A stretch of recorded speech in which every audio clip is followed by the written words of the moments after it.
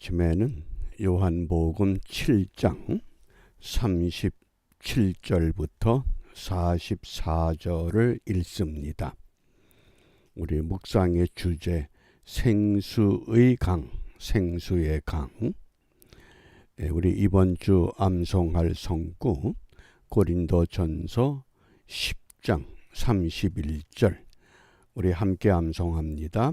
그런즉 너희가 먹든지 마시든지 무엇을 하든지 다 하나님의 영광을 위하여 하라. 아멘. 하나님의 영광이 무엇인가? 하나님은 근본적으로 영광스러운 존재입니다. 그런데 하나님이 창조한 피조물과 이 세상에 의해서 영광을 드러내지를 못하고 있습니다. 어떻게 영광을 드러낼 수 있느냐? 요한복음 11장 40절 어제 이어서 나사로가 죽을 병이 아니라고 하면서 하나님의 영광을 드러내기 위한 병이다. 그런데 나사로가 죽었습니다. 죽어서 4일이 지났습니다. 유대 지방에서 사람이 죽고 4일이 지났으면 시체 썩는 냄새가 진동합니다. 그런데 예수님께서 나사로의 무덤 앞에 가셨습니다. 주위 사람들이 말립니다. 죽어서 냄새가 납니다. 그때 예수님께서 분명히 말씀하시기를 내 말이 네가 믿으면 하나님의 영광을 보리라. 믿는 자에게 무엇을 믿습니까? 세상을 창조하신 전능하신 여호와 하나님. 하나님 앞에는 못할 것이 없다고 하는 것, 세상이 못하는 것, 못 고칠 질병, 세상이 못하는 것, 몹쓸 사람까지도 하나님의 전능의 손에 맡겨지고 믿으면 하나님의 영광을 본다고 분명히 선포하셨습니다. 오늘 우리가 예수를 믿는 믿음으로 이 자리에 모였습니다. 과연 내 믿음이 하나님의 영광을 볼 수 있는 믿음인가? 아직도 믿는다고 하면서도 어렴풋하게 믿기 까닭에 영광을 드러내지 못하는 내 영과 혼과 육, 내 삶, 이 모든 것 온전히 믿어서 하나님의 영광을 보여주는 은총의 하루가 되시기를 바랍니다. 오늘 우리가 묵상할 주제가 있는 말씀 요한복음 7장 38절입니다. 함께 읽습니다. 나를 믿는 자는 성경의 이름과 같이 그 배에서 생수의 강이 흘러나리라. 그 배에서, 배는 뭡니까? 우리 속의 깊은 곳에서, 그 배에서부터 생수의 강이 흘러나와야 된다 그럽니다.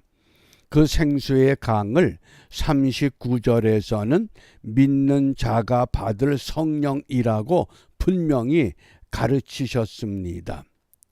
우리가 예수를 믿는다 고백할 때 어제 소개했던 에이도라고 하는 아는 것과 오이다라고 하는 아는 것, 에이도의 알은 그 배에서 생수의 강이 흘러나올 수 없습니다.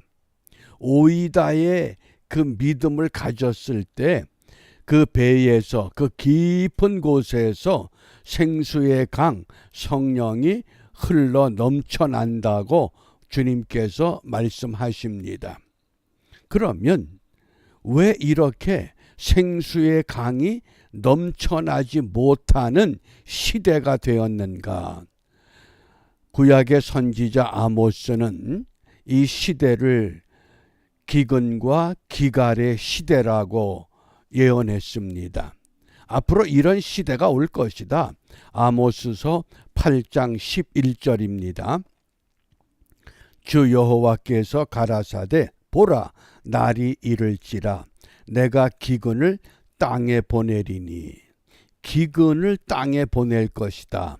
양식이 없어 주림이 아니며 물이 없어 갈함이 아니요 여호와의 말씀을 듣지 못한 기갈이다. 요즘 얼마나 설교가 많습니까? 뭐 유튜브 동영상 열기만 하면 수천 수만 개 설교가 전 세계 각지에서 다 우리에게 열려집니다. 그럼에도 불구하고 여호와의 말씀을 듣지 못한 기근과 기갈이다. 무엇 때문에? 그 원인이 무엇이냐? 시편 74편 9절에서는 선지자가 없는 시대가 되었기 때문이라고 지적합니다. 선지자가 뭡니까? 앞으로 일어날 일을 먼저 알고 이렇게 대비하라고 깨우쳐 주어야 할 사명을 가진 선지자. 설교자는 많습니다. 선지자가 없다고 하는 것 때문에 에스겔 7장 26절에서는 선지자가 묵시를 잃어버리고 제사장이 율법을 잃어버리고 장로가 모략을 잃어버린 시대다. 직분자들은 많지만은 직분자들이 감당해야 할 역할을 바르게 소화하지 못하는 그런 시대다. 이런 시대를 호세아 선지자는 5장 6절에서 이렇게 정의했습니다. 여호와가 너희를 떠났다. 하나님이 떠나버린 시대랍니다. 하나님이 무소부재하십니다. 전지전능하십니다. 여호와가 떠났다고 하는 건 무엇을 상징합니까? 그것이 오늘 이 말씀에 보면 예레미야 선지자가 이렇게 우리에게 일러줍니다. 예레미야 2장 13절에 보면 내 백성이 두 가지 악을 행했다. 생수의 근원되는 나를 버린 것, 하나님을 버렸다는 겁니다. 하나님은 버림을 받지 않는 영원 무궁한 존재입니다. 그런데 피조물이 나는 하나님 필요 없이도 얼마든지 세상을 넉넉하게 살아갈 수 있다. 인간의 교만이 생수의 근원되는 나를 버렸다고 합니다. 하나님을 버린 시대, 이러한 시대를 오늘 어떻게 우리가 회복하느냐. 우리 구약에서 성령을 특히 여호와의 신이라고 말씀을 합니다. 여호와의 신. 주로 사사기에서 그 혼돈의 시대에 여호와의 신이 임재하면 어떤 현상이 있었느냐? 그 대표적인 첫 번째 말씀이 사사기 3장 10절입니다. 여호와의 신이 그에게 임하셨으므로. 요즘으로 말하면 성령이 그에게 임하셨으므로 그가 이스라엘 사사가 되어 나가서 싸울 때에 여호와께서 메소포타미아 왕 구산 리사다임을 그 손에 붙이심에 온니엘의 손이 구산 리사다임을 이기니라. 사사가 여호와의 신의 감동을 받게 되니까 강력한 메소포타미아 왕과 싸울지라도 그 왕을 이기게 하신다. 북한이 핵무기를 가지고 남한을 위협하고 어렵게 할지라도 하나님의 신에 감동된 믿음의 사람들이 분명히 나라와 민족을 위해서 간구하고 울부짖으면 하나님은 그들을 통해서 북한을 붕괴시키신다. 그 뜻입니다. 무엇이 두렵습니까? 가장 두려워해야 할 것은 한마디로 말하면 여호와의 신이 나와 함께 하는가? 어떻습니까? 정말 하나님의 신이 나와 함께 하는가? 함께 하지 못하는가? 우리가 이것을 철저하게 깨달아야 됩니다. 그러므로 우리가 이 아침에 무엇을 기도해야 되느냐? 사도행전 3장 6절 베드로가 성령이 충만해서 기도 시간에 성전에 올라가는 중에 나면서부터 안진뱅이 된 사람을 만났습니다. 그가 베드로를 향해서 손을 내밀 때 베드로가 가로되 은과 금은 내게 없거니와 내게 있는 것으로 내게 주노니 곧 나사렛 예수 그리스도의 이름으로 걸으라. 구걸하러 왔던 안진뱅이가 나사렛 예수 이름을 듣고 그 자리에서 일어나서 뛰며 걷는, 한번 상상해 보시기 바랍니다. 오늘 내가 나면서부터 안진뱅이 된 사람인데 나사렛 예수 그리스도의 이름으로 걸으라 선포했을 때 그 이름으로 말미암아 내가 뛰며 걷는 이 기쁨이 있는 이런 믿음, 제가 언제 한번 소개한 적이 있습니다. 그 교황 인노센트 4세와 그 유명한 스콜라 철학의 창시자 토마스 아퀴너스가 콘스탄틴 대제가 지어서 기증한 라테란 성당 발코니에서 이런 이야기를 주고받습니다.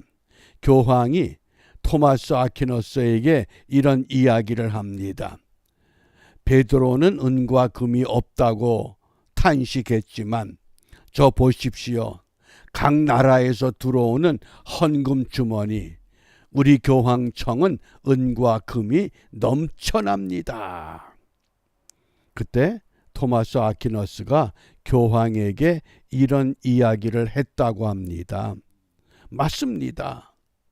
은과 금은 넘쳐나는데 안진뱅이에게 일어나 걸으라고 하는 예수의 능력은 잃어버렸습니다.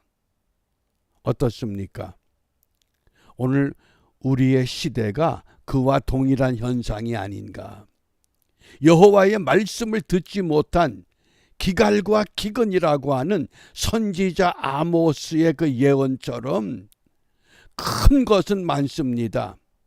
그런데 예수 이름의 능력을 잃어버린 세대가 아닌가. 제가 요즘 자주 꿈을 꿉니다.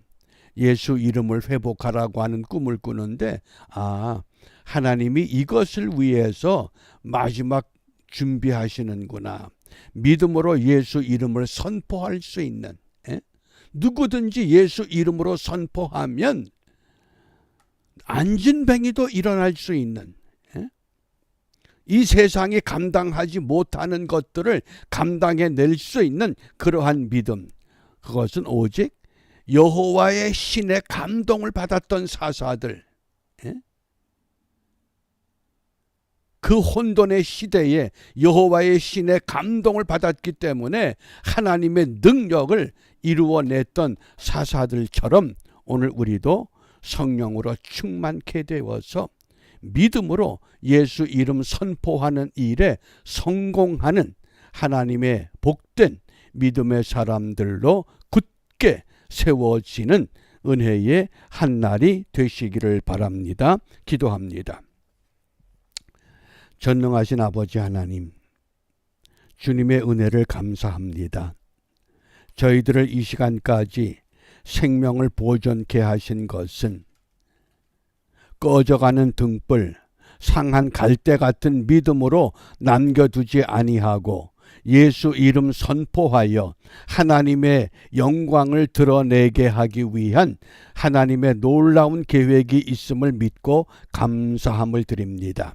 이 아침에 우리 한 사람 한 사람 성령으로 충만케 하시사 그 입을 열어 예수 이름 선포할 때 귀신이 물러가게 하시고 세상이 고치지 못할 질병 떠나가게 하시고 세상의 악한 것들까지라도 예수 이름 앞에 무릎 꿇는 초대교회의 부흥의 역사를 다시 한번 재현하는 우리 모두가 되도록 축복하여 주시옵소서. 예수님 이름으로 기도합니다. 아멘.